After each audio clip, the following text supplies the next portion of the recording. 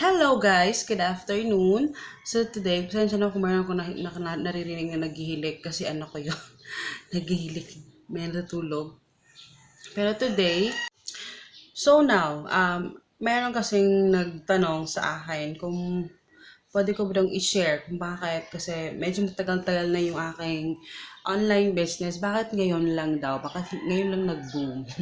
Ibig sabihin niya siguro, bakit ngayon lang na nakita niya na may parang improvement siguro dun sa aking business. Thank you po sa suggestion or sa tanong kasi magandang tanong nga yan. Hindi ko naisip yan. And maganda pag-usapan yan dahil para ma-share ko din sa inyo. Way back, anong taon ba ako nag-start ng business? Kasi maraming beses na ako nag-share sa inyo about sa business. Pero hindi ko um, i-share sa inyo ang tungkol dito. Nung nagsimula kasi ako guys, kaya medyo matagal nag ano yung business ko na talagang umokay. Kasi when I started the business, nasabi ko naman nga sa inyo na talaga namang negosyo ko siya dahil gusto ko ngang tulungan si Papa George is my husband. Gusto ko siyang tulungan dahil nga sobrang hirap na hirap kami dati nung nagsisimula pa lang kami sa aming pamilya. And naalala ko, nung nag-start ako, medyo nag-start naman ako, kumikita ako dati ng siguro nasa 500 to 1,000 a month lang yung isang buwan. And nakakatuwa naman yun na nakakadagdag yun sa kita namin. Pero hindi ko siya na-appreciate or hindi ko siya na-feel yung dagdag sa income namin. Kasi nga dati hindi ko alam paano i-manage yung aming negosyo or yung aming kapirahan. So, nag-start yun ng ano talaga, dati pa na hindi talaga ako marunong ng pera namin. Pero nga dahil negosyante ako, pinagpatuloy ko yon kahit alam ko namang yung kita ko nagagastos lang din naman sa wala. Pero at least may pumapasok na pera. Yun yung ano ko dati. And yung nag-online business ako dati, hindi lang naman yung negosyo ko na pinasukan. Marami pa ako mga extra income na pinagkakaabalahan. Pero talagang kinakapos talaga kami lagi. And medyo matagal talaga nag-improve yung aming negosyo. And hindi ko masasabing ngayon na nag-boom na talaga siya, no? Kasi parang well, medyo dumami yung mga items namin, dumami yung stocks, dumami yung mga orders na hindi ko inakala na darating kami sa point na ito na talaga yung bubuhay sa amin ngayon. But dati pa naman, okay naman yung income namin talaga guys. Okay yung takbo ng negosyo. Meron naman pumapasok na um, orders. Pero ang problema lang kasi dati, kasi nga dahil nagagamit ko yung aming kapital, yung nagagamit ko yung kita at na pati yung kapital o yung puhunan na para nagagamit ko siya. Kasi nga, hindi ko masyadong namamanage yung maayos yung aking business dati. Pero nagge-generate pa rin siya ng income. So, ganun siya. And maybe siguro nung napagod na lang talaga siguro ako, napagod na lang ako na parang gusto ko na lang na ayusin talaga yung negosyo namin. Kasi every month, pero consistent naman ako guys, consistent ako na nagsusulat talaga ako ng mga orders para at least alam ko talaga kung magkano yung kinikita ko. Consistent ako doon, kaya alam ko kung magkano talaga yung kinikita namin. And, yun nga lang, nagagamit niya lahat yung pera. And lagi akong kasi dati si Papa nagtatrabaho siya. So, dahil nagagamit ko yung pera, so every sahod, nanghihingi na naman ako ng dinadagdagan ko ulit ng panibagong item. So, item ko natin pa isa-isa, dalawa. So, ganyan lang. And most of them are pre-orders. Parang binibili ko lang siya pag meron ng order. So, ganun yung ginagawa ko dati. Diskarte talaga. Pero kahit anong gawin kong diskarte, sobrang hirap na hirap talaga kami. But anyway, ganun siya kahirap. Maybe ngayon, hindi ko masabing nagbo-boom siya ngayon guys, no? Pero I must say na namamanage ko na siya ng maayos compare dati. Kaya siguro, medyo naging okay yung takbo ng business at ang dami kong learnings sa mga pagkakamali ko nung mga nakaraang taon. Ang dami kong learnings doon na natutunan. Kaya nga, sinasabi ko lagi na wala naman talagang failure eh. Ano lang eh, parang lessons lang na you have to learn from it. Kasi kung hindi mo napagdaanan yun, wala kang matututunan talaga. Kaya ang dami kong learnings doon sa mga nangyari sa amin dati. And kaya siya, na yun, na-manage ko na siya ng maayos. And dati din, kaya hindi din hindi din talaga hindi siya talaga yung business namin. Is kasi ang dami naming utang. So, yung business namin, ginamit ko din naman siya sa pambayad sa utang. Kasi, ang dami naming utang talaga, guys.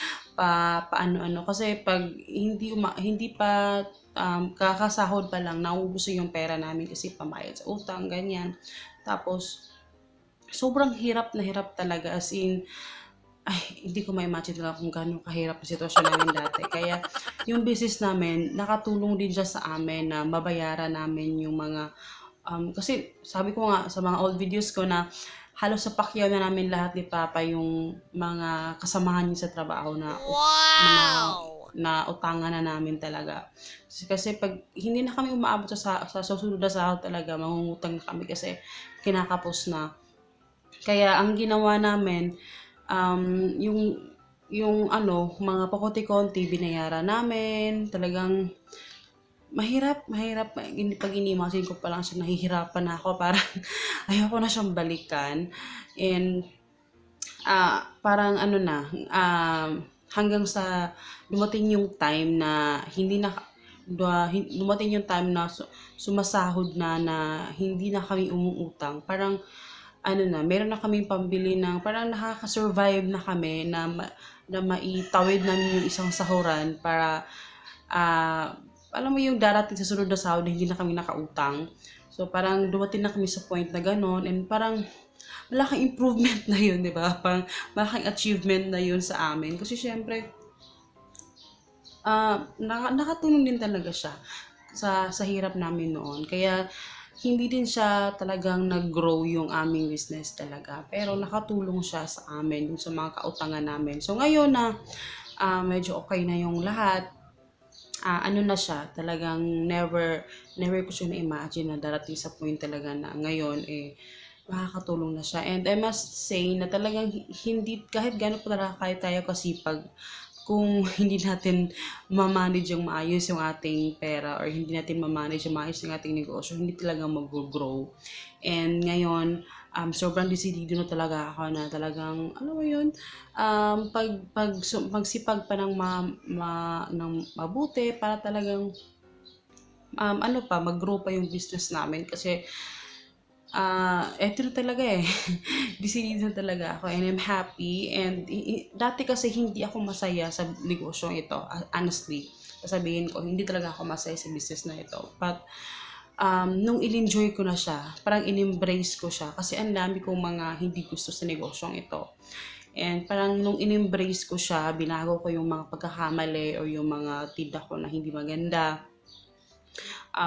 In-embrace ko siya, nag-enjoy na ako. Parang, alam nyo bang pag every time na namimili kami ni Papa, kahit pwede naman si Papa na lang talaga yung mamili ng mga stocks, pero sumasama talaga ako. Kasi parang nawawala yung parang nawawala yung stress, parang hindi ko alam, na-excite ako ba nakakita ako ng bagong, kasi mahilig ako sa makukulay na mga bagay. Kaya 'di ba may mga toys ako, mga paninda, may mga So, may mata ako doon sa mga items na binibili namin at tinitinda namin. So, talagang natutuwa ako pag nakakita ako ng mga bagong items. Na-excite ako na parang, ay, ito gusto kong lagyan to ng ito itong coloring book, gusto ko lagyan ng set ito ng crayon, ganyan. So, parang marami na tumatakbo sa utak ko. And parang naging masaya na ako sa mga ganitong ginagawa ko ngayon compare dati na parang Kaya mas maganda talaga na i-enjoy natin yung ginagawa natin kasi pag positive tayo sa ating negosyo, enjoy tayo, parang gumaganda din yung takbo ng negosyo. Kaya ganun din yung mga ginagawa ko ngayon. So, ganun. Ganun lang talaga guys. Hindi siya nag-boom, pero talagang na-manage ko lang talaga siguro ngayon. Mas na-manage ko ng maayos yung pera namin. Kasi napagod na lang talaga ako. Dumating na ako sa point na talagang napagod na ako talaga na parang pagod na akong alam mo yung business tapos walang patutunguhan, alam mo yun. And thank you Lord na talagang binigyan ako ng wisdom ni God talaga na talagang maano ko talaga yung business namin na pero hindi naman talaga ito talaga yung pinakagusto kong business na marami pa akong business na gustong gawin. Pero syempre, may advice ko sa mga gusto talagang manegosyo. Hindi naman talaga kailangan gustong-gusto mo talaga yung ginagawa mo. Kasi maybe kung hindi mo talaga to passion yung mga ginagawa mo ngayon, but try to love kung ano yung ginagawa mo ngayon para at least darating yung time pa nakapag-ipon ka na, then that's the time na mag-invest ka dun sa mga talagang gustong-gusto mong gawin, 'di ba? Kung for now hindi mo pa siya afford, i-enjoy mo muna kung ano yung ginagawa mo ngayon. Then, pagdating ng panahon, saka mo na lang ano yung passion or yung talaga yung pinakagusto mo pag meron ka na talagang sapat na pera, di ba? Kasi ako din, ganoon din yung ginagawa ko. So, nag-iipon ako ngayon para talagang maano ko talaga yung gusto ko kasi may mga gusto ako guys na talagang may mga gusto kong gawin talaga na sa ngayon isinasantabi ko muna, nagfo-focus muna ako ngayon sa kung ano yung nangyayari ngayon at kung ano yung nakakatulong sa pamilya ko. So, ayun. So, sana ay nasatisfied kayo dun sa sagot ko. And sana ay na-inspire din kayo dun sa aking senior sa inyo ngayon.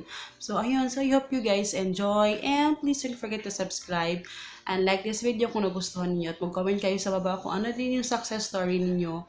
At kung ano din yung mga business na naging fail kayo or mga lessons na na-learn ninyo along the way dun sa negosyo ninyo or sa buhay ninyo, sa pagbabudget ninyo. So, ayun. See you in my next video, guys. Paalam!